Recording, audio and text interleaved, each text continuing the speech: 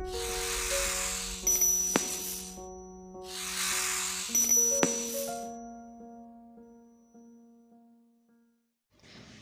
वालेकुम नाज़रीन। पिछली किस्त में देखा कि आपने अर्तुगरुल ने कोजाबाश को मार दिया था। उसके बाद ऐमा खातून खंजर लगने की वजह से शदीद ज़ख्मी हो गई थी। इस किस्त के आगाज़ में हकीम ऐमा खातून का इलाज करता है, जबकि ऐमा खातून बेहोशी की हालत में होती हैं। गुंदोगतू अर्तुगरुल को कहता है कि तुमने ये क्या कर दिया? हम तुम्हें तोतेकन के कत्ल के इल्ज़ाम से बचाने की कोशिश कर रहे थे, लेकिन तुमने ये क्या किया? सबके सामने कोचाबाश को ही मार दिया। अर्तुगरुल कहता है कि ऐसा करना बहुत ज़रूरी था, कोचाबाश को मरना ही था, ये गद्दार था। गुंदोगतू कहता है कि तुम्हारी वजह से हमारी माँ ज़िंदगी और मौत के बीच में लड़ रही है और तुम्हारी तरफदारी नहीं करूँगा और तुम अब अपने रास्ते जाओ। अर्तुगरुल कहता है कि कोचाबाश एक गद्दार था, उसको लाजमी मरना था। उसको ख़त्म किए बगैर कबीले में सुकून नहीं आ सकता था, इसलिए उसको ख़त्म करना ज़रूरी था। गुंदोगतू कहता है कि अगर हमारी माँ को कुछ हो गया तो कबीलों में बहुत खून बह जाएगा। अभी तो तोतेकन की भी लाश नहीं मिली। अर्तुगरुल कहता है कि तोतेकन ज़िंदा है और महफूज हाथों में है। दूसरी तरफ इब्नुल अरबी अर्तुगरुल के साथियों को लेकर एक जगह पर पहुँचते हैं जहाँ तोतेकन शदीद ज़ख्मी हालत में था और वहाँ पर दरवेश उसका खून रोकने की कोशिश कर रहा होता है। अर्तुगरुल के साथी तोतेकन को ज़िंदा देखकर बहुत खुश होते हैं, क्योंकि उसकी मौत का इल्ज़ाम अर्तुगरुल पर लगाया गया था। तुर्गत पूछता है कि ये आपको कैसे मिला? फिर इब्नुल अरबी उसको सारा वाक़या बताते हैं।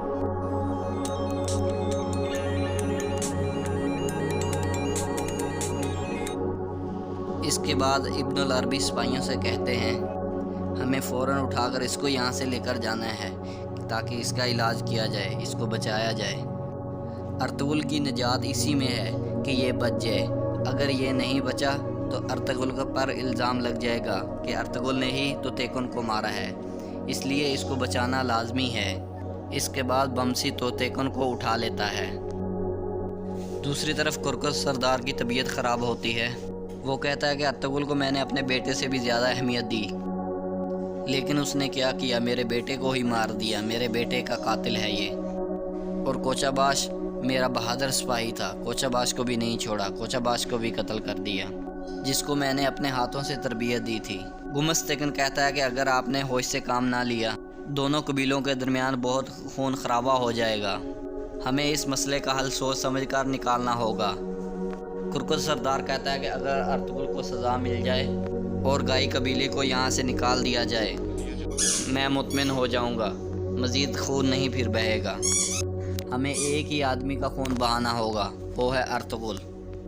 ये फ़ैसला हम जिरगे में करेंगे। फिर वो गुमस्तकन को कहता है, तुम बाहर जाओ और गुंदोगतू को ये बताओ। इसी दौरान आयतुन और गुमस्तकन बाहर आते हैं और आपस में बात करते हैं कि हमें दोनों कबीलों के दरमियान मसला हल करना होगा, न वरना बहुत मसला बन जाएगा और ना ही हमें वो ओहदा मिलेगा जिसका हम रियासत की तरफ से ख्वाब देख रहे हैं। दूसरी तरफ दोनों कबीलों के सिपाही आमने सामने खड़े होते हैं। दूसरे कबीले के सिपाही अर्तुगरुल को लगातार बाहर आने को कहते हैं कि गद्दार है, इसको बाहर निकालो, जबकि अर्तुगरुल खैमे के अंदर मौजूद होता है, अपनी माँ के पास उसका देख रहा होता है कि हाँ अभी कैसी तबीयत है उसकी, अब ठीक है, क्योंकि वो अपनी वालदा के लिए सख्त परेशान होता है। गुंदोगतू गोपची को कहता है कि यह सब तुम्हारी वजह से हुआ है, इसके तुम ज़िम्मेवार हो। अगर तुम तोतेकन को अर्तुगरुल के बारे में ना खबर देती तो इतना मसला ना बनता। इसके बाद सलजान और अर्तुगरुल भी गोपची को डांटते हैं कि तुमने ऐसा करके दोनों कबीलों के दरमियान इख्तलाफात बढ़ा दिए हैं। इतने में हकीम अर्तुगरुल बाहर आता है, कहता है कि आप दुआ करें। इतने में अर्तुगरुल और गुंदोगतू दोबारा कमरे में अपनी वालदा के पास चले जाते हैं, अपने वालदा को देखने के लिए कि हाँ अभी कैसी है, क्योंकि हकीम ने कहा था अभी ख़तरे से बाहर है, इंशाल्लाह जल्द ठीक हो जाएगी, लेकिन अभी बेहोश है, अभी ठीक नहीं हुई। तो इतने में आयतुल खातून खैमे के बाद ऐमा खातून का पता लेने आ जाती है। तो सलजान ऐमा खातून का पता नहीं लेने देती, उसको आयतुल खातून को वहीं पे रोक देती है। तो उसको निकाल देती है खैमे से बाहर, धक्के मार देती है कि हाँ भी तुझे कुछ नहीं देखने दूंगी, तू दफ़ा हो जा यहाँ से, सारा तेरी वजह से हुआ है। सलजान कहती है कि मैं तुम्हारे बारे में बहुत कुछ जानती हूँ, لیکن وقت آنے پر تجھے بے نقاب کروں گی۔ مجھے پتہ ہے کہ اس بری عورت کو بھی تو نے ہی مارا تھا۔ اس دوران آیت ال بہت غصے میں آ جاتی ہے۔ وہ کہتی ہے کہ تمہیں بہت جلد اس قبیلے سے ہم نکال دیں گے، تمہیں یہاں پہ رہنے کی جگہ بھی نہیں دیں گے۔ پھر وہ آیت الخاتون وہیں سے واپس چلی جاتی ہے۔ دوسری طرف ارطغرل حکیم کو بھی بتا دیتا ہے کہ ارطغرل زندہ ہے اور ایک غار میں محفوظ ہے جہاں ابن العربی اس کا خیال رکھ رہے ہیں۔ آپ کو جلدی وہاں جانا ہوگا، اس کا خیال دیکھنا ہوگا، اس کی جو بھی ہے اس کو ٹھیک کیا جائے، کیونکہ اس کی حالت بہت نازک ہے۔ آپ کو اس کا خیال کرنا ہوگا، آپ کو اس کا جا کے علاج کریں۔ اس دوران گندوکتو کہتا ہے کہ توتیکن کو ہمیں جلد سے جلد قبیلے میں لانا ہوگا تاکہ تمہاری بے گناہی ثابت ہو سکے۔ ارطغرل کہتا ہے کہ ابھی وہ قبیلے میں آنے کے لائق نہیں ہے کیونکہ وہ بہت زخمی ہے، قبیلے میں نہیں لا سکتے ابھی اس ٹائم۔ اس کا علاج کیا جائے، سب سے پہلے علاج کیا جائے، پھر اس کو لائیں گے۔ اس کے بعد ارطغرل حکیم کو کہتا ہے کہ دیکھیں اگر میری والدہ اب ٹھیک ہے تو آپ فوراً اس غار کی طرف روانہ ہو جائیں اور توتیکن کا جا کے علاج کریں، جلد سے جلد توتیکن صحتیاب ہو جائے۔ دوسری طرف تانگوت جاسوسی کرنے کے بعد نویان کے پاس جاتا ہے۔ نویان کہتا ہے تانگوت کیا خبر لائے ہو بتاؤ۔ تانگوت کہتا ہے کہ حلیمہ سلطان اور دہلی تعبیر کونیا روانہ ہو گئے ہیں، کونیا کے لیے چلے گئے ہیں۔ نویان کہتا ہے کہ تمہیں کیسے پتہ چلا؟ وہ کہتا ہے کہ میرا ایک سپاہی قبیلے میں موجود ہے جو مجھے وہاں کی خبر دیتا ہے، تو مجھے لگتا ہے کہ وہ کاغذات ارطغرل کے ہاتھ لگ گئے ہیں۔ ارطغرل نے حلیمہ سلطان اور استاد دہلی تعبیر کو وہ کاغذات دے کر کونیا روانہ کیا ہے۔ نویان کہتا ہے فوراً حلیمہ سلطان اور دہلی تعبیر کے پیچھے جاؤ، وہ کاغذات لازمی لے کر آؤ۔ وہ کاغذات کسی بھی حالت میں وہاں تک نہیں پہنچنے چاہیے کیونکہ ان کاغذات میں بہت سی معلومات ہیں۔ تم سب سے پہلے ان سے کاغذات لینا اور پھر دونوں کو مار دینا۔ اس کے بعد نیان اپنے ایک سپاہی کو کہتا ہے کہ کچھ سپاہی جام باز جو ہیں تیار کرو جو مرنے کے لیے تیار ہوں اور مارنے کے لیے تیار ہوں۔ اس طرح کے سپاہیوں کو تیار کرو، ہم نے شام کو جانا ہے۔ نیان کہتا ہے کہ میں نے ارطغرل سے وعدہ کیا تھا کہ اس سے ہر چیز چھین لوں گا، اس کے پاس کچھ بھی نہیں رہنے دوں گا، اس کا قبیلہ، اس کی عزت، سب کچھ بھی نہیں رہنے دوں گا۔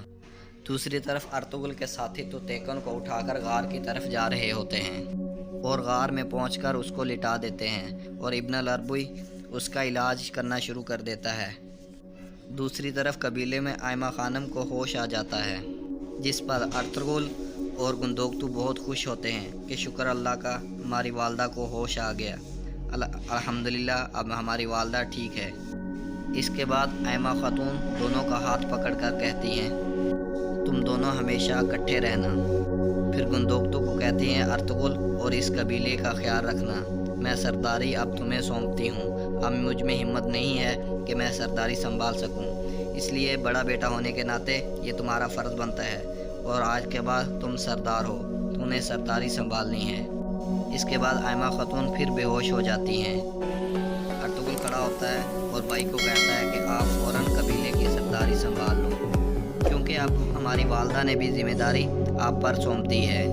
گندوکتو کہتا ہے کہ میں اس کے لیے بالکل تیار ہوں، لیکن میں اس سے خوف زدہ ہوں، خدا نخواستہ میں نے کوئی ایسا فیصلہ کیا ایسا کہ آپ کو وہ پسند نہ ہو تو پھر کیا ہوگا؟ پہلے بھی تم نے کئی فیصلوں کی مخالفت کی لیکن اس میں تم صحیح تھے لیکن میں غلط تھا۔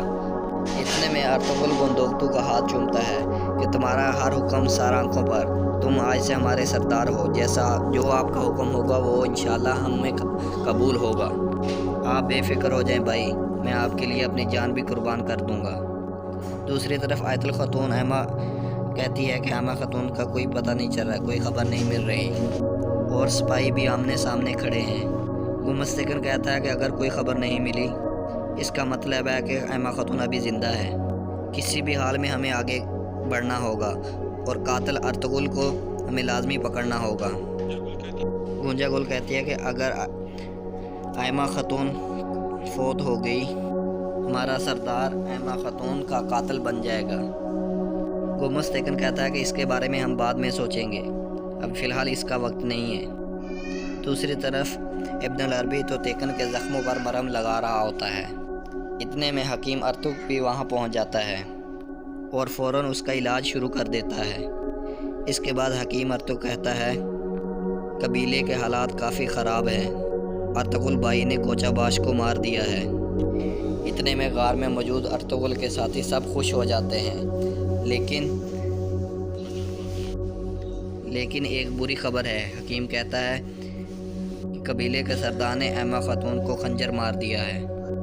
حکیم ارطغرل کہتا ہے کہ ابھی وہ زندہ ہیں، بس آپ سب کی دعاؤں کی ضرورت ہے، انشاءاللہ جلد صحت یاب ہو جائیں گی۔ اگر ہم توتیکن کو نہ بچا سکے تو ارطغرل کو وہ قتل کر دیں گے، اس کو سزائے موت دے دیں گے اور قبیلے میں بہت بڑی مصیبت آ جائے گی اور دونوں قبیلے تباہ ہو جائیں گے۔ اس کے بعد حکیم ارطغرل ان کو سب کو باہر جانے کو کہتا ہے اور توتیکن کے زخموں کو سوئی اور دھاگے کی مدد سے سینے لگ جاتا ہے۔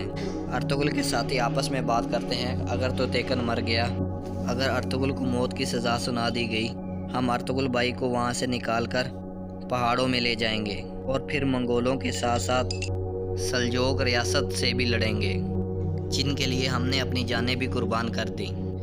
اور یہاں اس قسط کا اختتام ہو جاتا ہے۔